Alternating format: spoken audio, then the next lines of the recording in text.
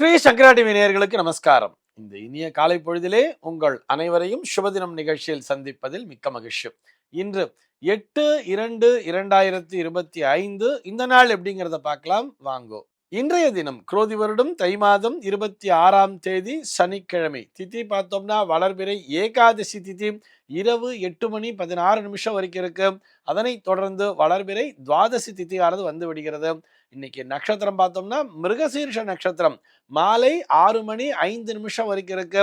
அதனை தொடர்ந்து திருவாதிரை நட்சத்திரம் என்பது வந்து விடுகிறது. இந்த நாள் முழுவதுமே ஒரு சித்தயோகம் கூடிய நாளாக அமைந்திருக்கிறது. இதுபோக பஞ்சாங்கத்திலே வரக்கூடிய யோகம் அப்படின்னு சொல்லி பார்த்தோம்னா இன்னைக்கு வைத்ருதி அப்படிங்கிற ஒரு நாம யோகத்தை கொடுத்திருக்கா. கரணம் பார்த்தோம்னா இன்னைக்கு வணிஜை அப்படிங்கிற ஒரு கரணம் காலையில 8:49 வரைக்கும் இருக்கு.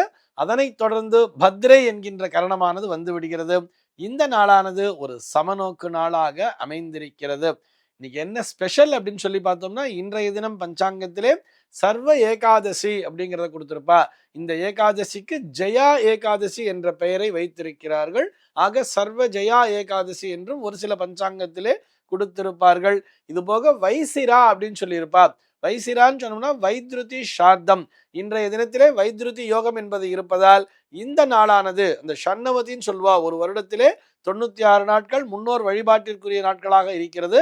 அந்த வரிசையிலே இந்த நாளும் ஒரு நாளாக அமைந்திருக்கிறது. இதுபோக இன்றைய தினம் கண்ணப்ப நாயனாரினுடைய குரு பூஜை நாளாகவும் அமைந்திருக்கிறது. சென்னையை பொறுத்தவரை இன்றைய தினத்தினுடைய சூரிய உதயம் என்பது காலை 6:37 சூரிய அஸ்தமனம் என்பது மாலை 6:08 சந்திர உதயம் என்பது மதியம் 2:25 சந்திர அஸ்தமனம் என்பது அதிகாலை 3:42 சம்பவிக்கிறது. பிரம்ம முகூர்த்தம் பார்த்தோம்னா நாளைய தினம் அதிகாலை 4:57 முதல் காலை 6:37 வரையில் நீடித்திருக்கிறது.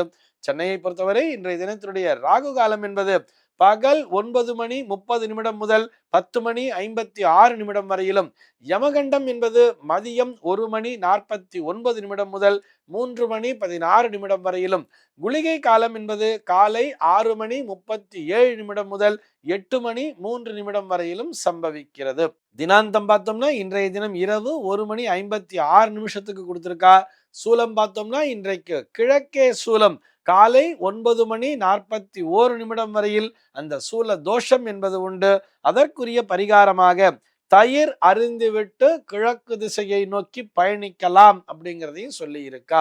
இன்றைய தினத்தினுடைய ஆன்மீக தகவலாக, இதை ஆன்மீக தகவல் அப்படின்னு சொல்றதை விட ஜோதிட தகவல் அப்படின்னு தான் சொல்லணும். ஒவ்வொரு சனிக்கிழமை நாளுமே நம்ம மெடிக்கல் அஸ்ட்ராலஜி அப்படிங்கிற தலைப்புல பார்த்துட்டு வரோம் இல்லையா. அந்த வரிசையில இன்னைக்கு என்ன பார்க்க போறோம் சொல்லி பார்த்தோம்னா, இந்த பிறக்கின்ற குழந்தைகளுக்கு ஒரு சில குறைபாடுகள் என்பது சேர்ந்து விடுகிறது. இதற்கான காரணம் என்ன அப்படிங்கிறத தான் பார்க்க போறோம். அதிலும் குறிப்பா சொல்லணும்னா இப்பெல்லாம் சமீப காலத்துல பார்த்தோம்னா சின்ன குழந்தைகளுக்கு கூட சுகர் வந்துருதுங்கிறா. நம்ம ஒரு 40 வயசுக்கு மேல, அதாவது ஒரு காலத்துல பார்த்தோம்னா ஒரு 60 வயசுக்கு மேலதான் சுகர் அப்படிங்கிறது வந்துட்டு இருக்குன்னு சொன்னா, அப்படி வெகு விரைவாக கொஞ்சம் கொஞ்சமா இந்த கால அளவுங்கிறது அப்படியே குறைஞ்சுட்டே வந்துருது. கடந்த 10 ஆண்டுகளுக்குள்ளேயே பார்த்தோம்னா இந்த 60 வயசுங்கிறது 50 வயசா மாறி, 50ங்கிறது இப்ப 40 வயசா மாறி, இப்ப 35 வயசுலயே டாக்டர்கிட்ட ஏதோ ஒரு பிரச்சனைன்னு போனா உங்க வயசு என்னன்னு கேட்கிறா. 35 வயசுன்னு வரும்பொழுதே சுகர் செக் பண்ணீங்களான்னு கேட்கிறா. எவ்வளவு ஒரு கொடுமையான ஒரு காலகட்டத்திலே வாழ்ந்து கொண்டிருக்கிறோம் அல்லவா. 35 வயசுலயே சுகருங்கிறது எல்லாருக்குமே வந்துடுறதுங்கிற மாதிரி இருக்கு. இதை கேட்டா இதுக்கு காரணம் ஒரே ஸ்ட்ரெஸ். ஐடில வேலை பார்க்கறா, ராத்திரி பகலா வேலை பார்க்கறா, எப்ப பார்த்தாலும் ஸ்ட்ரெஸ், உட்கார்ந்த இடத்துல இருந்தே வேலை பார்க்கறா, உடல் உழைப்பே கொடுக்கறது இல்ல, அதனாலதான் வந்துருதுன்னு ஏகப்பட்ட சாக்கு போக்கு காரணங்களை சொன்னாலும், உடல் உழைப்பினால் உழைத்து கொண்டிருக்கிற மனிதர்களுக்கு கூட பார்த்தோம்னா அவர்களுக்கு கூட இளம் வயதிலேயே இந்த சர்க்கரை நோய் என்பது தாக்கி விடுகிறது. சரி, இதெல்லாம் விட்டுட்டு பார்த்தோம்னா சின்ன குழந்தைகள் கூட, ஒரு 10 வயது சிறுவனுக்கு கூட ஒரு செயற்கை கணையத்தை பொருத்தி இருக்கிறார்கள் என்பதை பார்க்கும் பொழுது மனதிற்கு மிகவும் கஷ்டமா இருக்கு இல்லையா. அதாவது இந்த செயற்கை கணையம் அப்படின்னு சொன்னா, அந்த குழந்தை ஸ்கூலுக்கு போகும்போது பார்த்தோம்னா பக்கத்திலேயே ஒரு சின்ன பெட்டி மாதிரி இடுப்புல சிறி வச்சிருக்கா. அதுக்குள்ள ஒரு இன்சுலின் அப்படிங்கிறத போட்டுறா. அதன் மூலியமாக அவன் உடம்பிலே அந்த தேவையான இன்சுலின் என்பதை இந்த செயற்கையான கணையமானது சப்ளை பண்ணிட்டு இருக்கான். இப்படித்தான் இவன் காலம் முழுவதுமே வாழ வேண்டும் சொல்லி அந்த சின்ன குழந்தைகளையே சொல்றார்.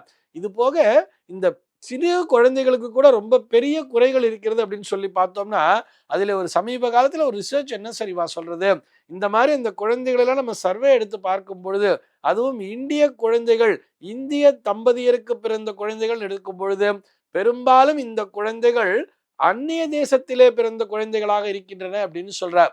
அதாவது அந்நிய தேசத்திலே பிறந்தாலும் அந்த நாட்டு தம்பதியருக்கு பிறக்கக்கூடிய குழந்தைகள் ஆரோக்கியமாக இருக்கின்றன. ஆனால் ஒரு இந்திய தம்பதியருக்கு அந்நிய தேசத்திலே ஒரு குழந்தை பிறக்கிறதுன்னு சொன்னா அந்த குழந்தைக்கு ஏதேனும் ஒரு குறைபாடு வந்து விடுகிறதுன்னு சொல்றா. நான் எல்லாரையும் சொல்ல வரல. இந்த ரேஷியோ அப்படின்னு சொல்லி பார்த்தோம்னா, அதாவது சிறு பிள்ளைகளுக்கு கூட இது போன்ற ஒரு மிக கடினமான ஒரு குறைபாடு உடம்பிலே நன்றாக கவனிக்க வேண்டும். நோய் என்பது அல்ல, ஒரு குறைபாடு என்பது வரும் பொழுது இது ஹைப்பர் ஆக்டிவ் அப்படிங்கிற மாதிரியும் சொல்றா. இது போக டிப்ரெஷன் அப்படிங்கிற விஷயத்தெல்லாம் சொல்றா. மனநிலை சரியில்லைங்கிறா, ஆட்டிசம்ங்கிறா. இப்படி எதேதோ பெயர்கள் எல்லாம் சொல்லிட்டு இருக்கா இல்லையா. இது மனநிலை சம்பந்தப்பட்டது.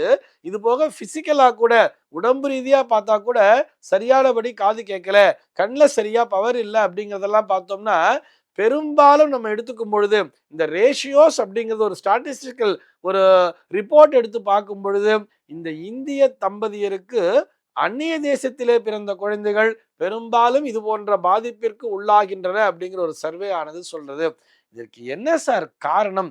இதற்கு கிரகங்கள் காரணமா அல்லது புவியியல் அமைப்பு காரணமான்னு எடுத்துட்டா நிச்சயமாக இதற்கு கிரகங்கள் காரணம் இல்லை என்பதை புரிந்து கொள்ள வேண்டும்.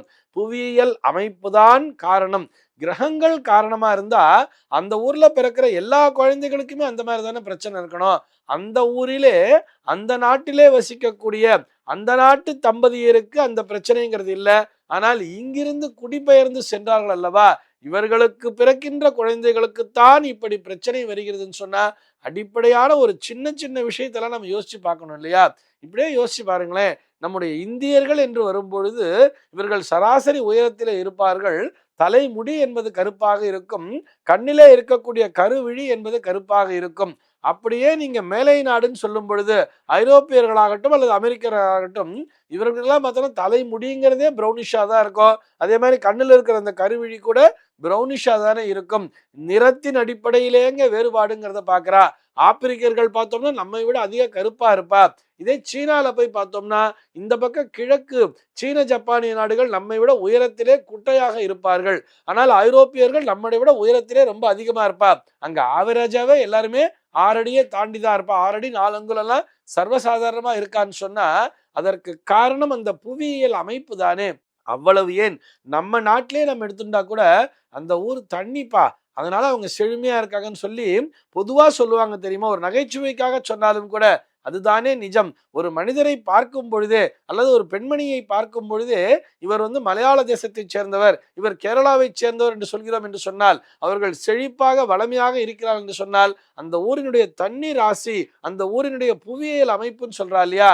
ஒரு மனிதரை பார்க்கும் பொழுதே ஒரு ஆந்திராக்காரரா இருப்பாரு, இவன் பீகாரியா இருப்பான், இவர் உத்தரப்பிரதேச சார்ந்தவராக இருப்பார், இவர் பஞ்சாபை சேர்ந்தவராக இருப்பார் என்று சொல்கிறோம் என்று சொன்னால் அதற்கு அந்த ஊரிலே விளையக்கூடிய தானியங்கள், அதனை நாம் சாப்பிடும் பொழுது நம்முடைய உடலிலே உண்டாகக்கூடிய மாற்றங்கள் தானே காரணம். இதனை வெகு ஈஸியா அடாப்ட் பண்ணிக்க மாட்டேங்குது உடம்புங்கிறது. இங்கிருந்து ஒரு தம்பதியர் அங்க போய் அந்த ஊர் ஆகாரத்தை சாப்பிட்டு அங்க போய் பிள்ளைய பெற்றுக்கும் பொழுது அது ஈஸியா அடாப்ட் ஆகாம என்ன ஆகுதுன்னு பார்த்தோம்னா, இங்க இருக்கக்கூடிய செடியை கொண்டு போய் அங்க நட்டு வச்சோம்னா எப்படி சரிவர வளராமல் தடுமாறுமோ அதே போலத்தான் இந்த பிள்ளைகளினுடைய ஒரு உடல் அமைப்பும் அமைகிறது என்பதையும் புரிந்து கொள்ள வேண்டும்.